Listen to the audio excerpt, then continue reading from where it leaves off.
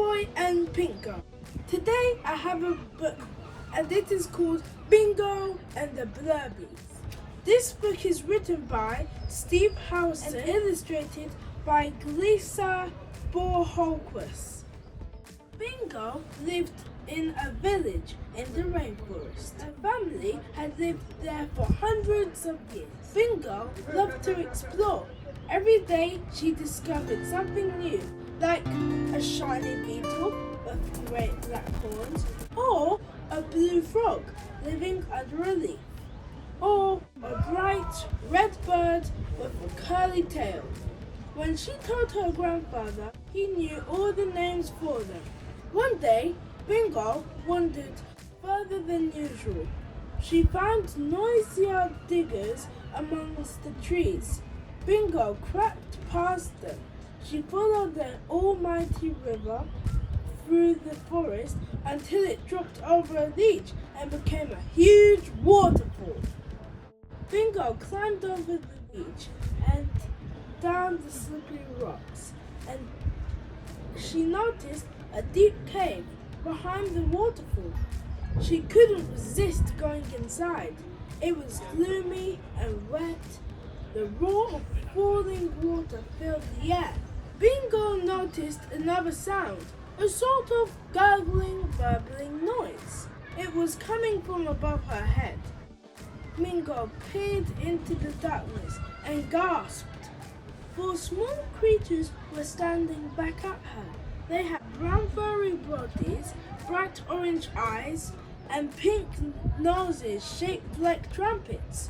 Strangest of all, they had bare pink hands and feet. They were covered in sticky pads. There were two larger animals and two smaller ones. They held each other tight and burbled at Bingo. "I think I'm going to call you Burblies," said Bingo. "Please don't be scared." She took a berry from her bag and held it out. The Burblies looked at it for a long time. Then the biggest Burbly shot out a long pink tongue and gobbled it up. Bingo giggled. The next day, Bingo went to the cave. The Burblies ate more of her food. She was amazed to see them climbing up the slippery walls and using their fingers and toes. Bingo didn't tell anyone about the strange new creatures, not even her grandfather. Every day after that, Bingo walked past the noisy diggers to the waterfall. The Burblies soon rushed down to greet her when she arrived. They sat on her shoulders. The baby Burblies fell asleep in her arms. The mummy and daddy Burbly showed her how they drank from the waterfall, using their long tongues. On her way to see the Burblies one morning, Bingo was pleased to find the diggers had gone, but the workers who drove the diggers had been busy. They had left behind a vast, silent wall, towered above the trees and cut across the river. Bingo noticed that the river wasn't flowing so quickly. That night, she told her grandfather about the wall. He said it was called the dam. "It doesn't belong here," he said. "The people who built it want to block the river so they can use the water." Over the next few days, the river got narrower and narrower. The water got smaller and smaller until it was just a trickle. The Burblies' cave started to dry out. Without the water to protect them, the Burblies were afraid. One morning, Bingo found the daddy Burbly sitting in a tree, making a loud, booming call through his nose. It echoed across the forest. The mummy Burbly and the two baby Burblies were huddling on the floor at the back of the cave. Their fur and skin had dried out. The cave walls were too dry for them to climb. "You're not safe here anymore," said Bingo. "I'll take you home with me." All the villagers crowded round to see the new strange village creatures. Bingo built them a shelter down by the stream where it was cool and damp. Bingo's friend Mingo made a cage. She wanted to keep a Burbly as her pet in her house, but Bingo said no, they need to be wet. The headman wanted to eat one for dinner, but Bingo said no, they are not for eating. Soon, news of the new creatures spread through the jungle. People from nearby villages came to see them. A man with a camera came. He took photos to put in the newspaper. After that, a group of people with pale skin and bright clothes came to take more photos. Grandfather frowned at them from the doorway of his hut. If you're enjoying this video, like and subscribe. A big round man offered lots of money for the Burblies. He wanted to put them in a zoo, but Bingo said, no, they belong in the jungle. A kind man in a blue shirt came to see them. His friend filmed him on a big camera while he crouched next to the Burblies and whispered. The kind man patted Bingo on the head and said, take good care of them. A scientist came next. She asked Bingo lots of questions about the Burblies. Grandfather stood nearby and listened.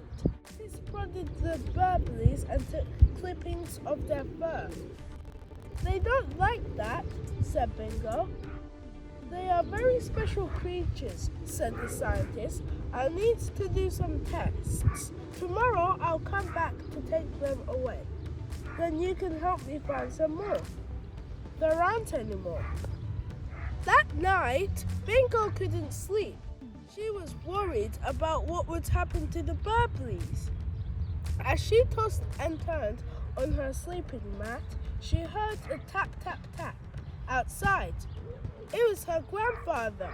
Bring the Burblies and follow me, he said. Bingo followed her grandfather out of the village and into the dark forest. The Burblies clung tightly around her neck. It was pitch black among the trees, but grandfather knew the way. The forest was full of strange sounds all around them. The frogs, bats, birds and insects were calling to each other. Bingo and her grandfather climbed steadily up the mountain behind their village. When the sun came up, they were high above the clouds. They stopped to eat some berries and fruit for breakfast. Grandfather watched as Bingo fed the Burblies. They walked all day. They walked down into the next valley and up the mountain on the other side, then down and up again. All day, Grandfather told Bingo about the secrets of the forest. He showed her plants that could cure sickness. He showed her a bird that looked like a branch. He showed her frogs that had see-through skin.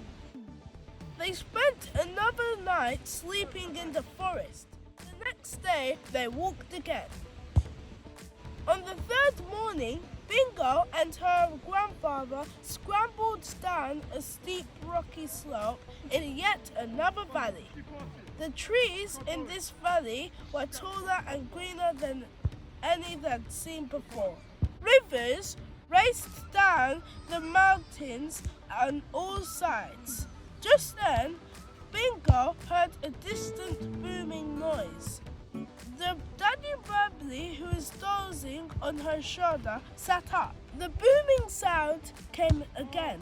The Daddy Burbly gave this on loud booming call, and a boom came back in reply. Bingo looked at her grandfather, open-mouthed. He smiled back at her. They walked down into the lush trees. A curtain of creepers blocked their way. Grandfather pushed the creepers aside and led Bingo into the most beautiful valley she had ever seen. Waterfalls tumbled on all sides into a deep lake. There was a cool mist in the air, and rainbows filled the sky.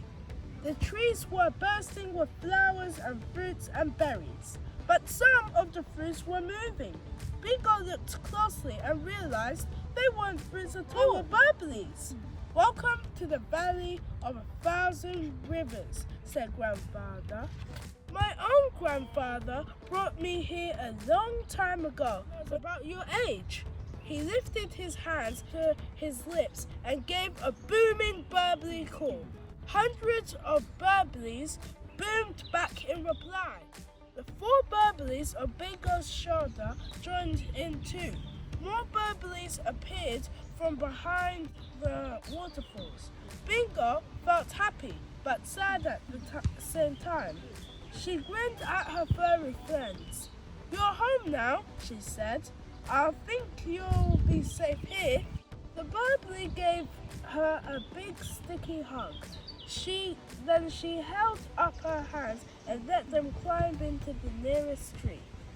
Grandfather put his arm around Bingo's shoulder. "Let's keep this place our secret, shall we?" he said. In the valley all around them, the burblies babbled happily just as they had done hundreds of years. The end. Thank you for watching this video. Like and subscribe if you liked it. Bye!